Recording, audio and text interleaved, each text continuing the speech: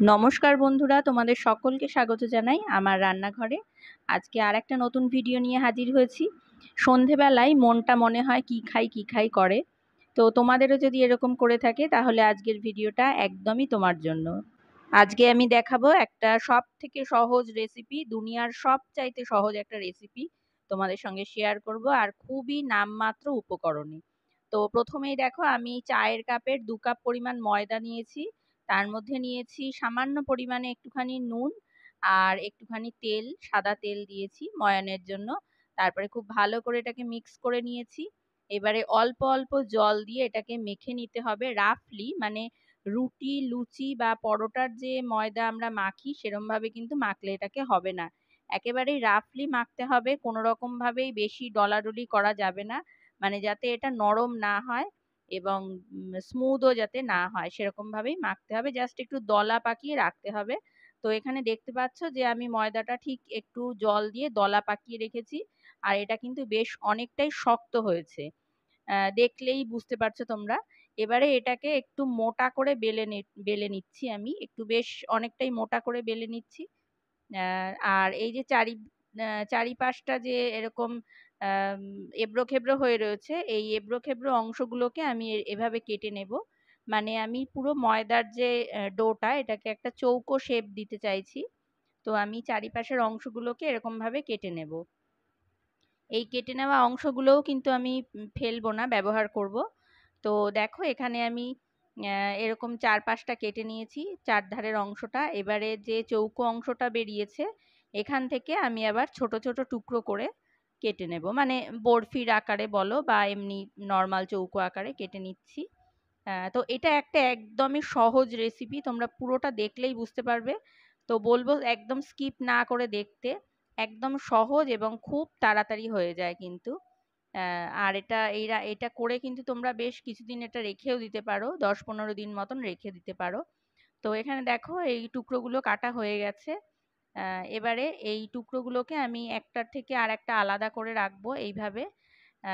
আর এটাকে আমি সাদা তেলে ভাজবো।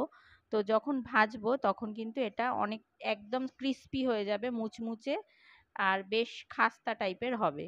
তো এখানে দেখো আমি তেল গরম করতে বসিয়েছি। তেলটা কিন্তু একেবারেই লো আঁচে বসাতে হবে, মানে একদম গ্যাসটাকে লোতে রাখতে হবে। প্রথম থেকে শেষ পর্যন্ত কিন্তু গ্যাসের ফ্লেমটা একদম আমরা লোতে রাখবো। ধৈর্য হারিয়ে কিন্তু গ্যাসের ফ্লেম কোনোভাবেই বাড়িয়ে দেওয়া যাবে না, তাহলে এটা খুব তাড়াতাড়ি ভাজা হয়ে যাবে কিন্তু ভেতরটা একদম নরম থাকবে, মানে যে ক্রিস্পি ভাবটা কিন্তু আসবে না। তো আমি এভাবে খুব ধীরে ধীরে এটাকে ভেজে নিচ্ছি উল্টে পাল্টে ক্রমাগত। আর এটা অনেকটা মানে কি পুরোটাই একদম শক্ত হয়ে গেছে, ক্রিস্পি হয়ে গেছে। তো আমি দুটো ব্যাচে এটাকে ভাজছি। প্রথমের যে ব্যাচটা সেটা তুলে ফেলেছি, হয়ে গেছে, দেখো কালারটা চলে এসেছে। তো এটাকে আমি একটা পাত্রের মধ্যে রেখে ঠান্ডা করতে দেব।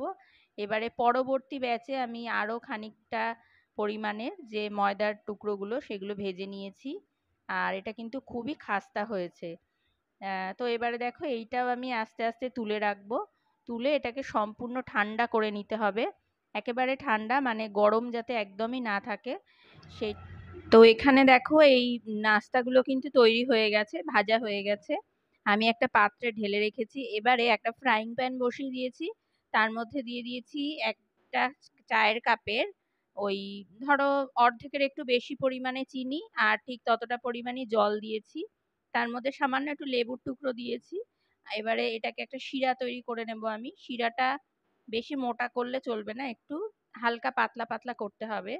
তো শিরাটা যখন তৈরি হয়ে যাবে তখন শিরাটাকে নামিয়ে নিয়ে তার মধ্যে কিন্তু ওই যে ভেজে রাখা যে নাস্তাগুলো বা নিমকিগুলো সেগুলো কিন্তু এর মধ্যে ঢেলে দিয়ে সমানে নাড়তে থাকতে হবে। আর এটা অবশ্যই ঠান্ডা করে এটা করতে হবে, মানে শিরাটাও ঠান্ডা করে নিতে হবে। তারপরে এই ভেজে রাখা নিমকির টুকরোগুলো এর মধ্যে আমি দিয়ে দিচ্ছি।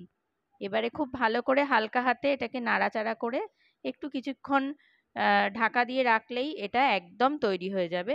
আর এই খাবারটা তোমরা আবারও বললাম স্টোর করেও খেতে পারো, বেশ কিছুদিন স্টোর করেও খেতে পারো, খুবই সুন্দর লাগে খেতে।